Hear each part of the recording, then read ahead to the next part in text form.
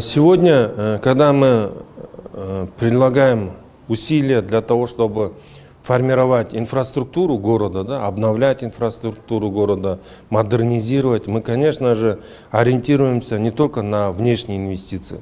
Мы должны оказывать содействие и вести работу с внутренними даже инвестициями для того, чтобы город развивался. За возможности бюджета, местного бюджета, они не предполагают, что мы можем решить все вопросы. Но привлекая инвестиции как внешние, так и внутренние, мы можем решать многие вопросы. И сегодня одним из решений является это подземный переход на пересечение Чуй-Шопокова. Да? Это исторически сложившееся место, где наши горожане, гости столицы, да, там есть торговые центры, где проводят они свое время, осуществляют покупки. И поэтому даже первый мы метод, да, инфраструктурный метод использовали, это перекрестный пешеходный переход. Да, и я думаю, это дальше развивается на сегодняшний день. Мы выставили этот участок земли,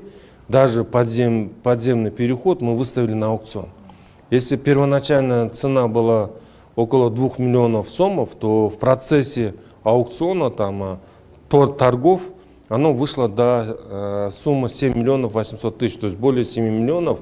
На сегодняшний день есть арендная плата. Это на 49 лет предоставлен этот земельный участок.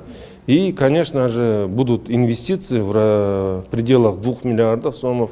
Но я думаю, это не предел. Почему? Потому что предполагается многофункциональный подземный переход, где не только пешеходный переход и будет соединять два торговых центра, но еще и это будут парковочные места для машин, возможно, отдельные элементы торговых точек, да?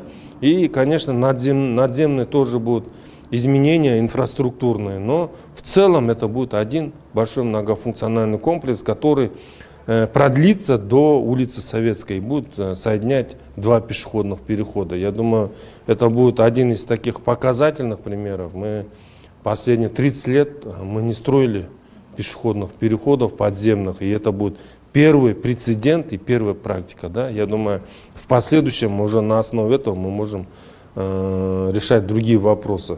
Я хочу сказать, конечно же, все эти инфраструктурные проекты, они направлены на решение вопросов пробок, заторов в городе, да? Обеспечение надлежащим количеством парковочных мест. То есть эта работа будет проводиться еще и с помощью наших внутренних инвесторов.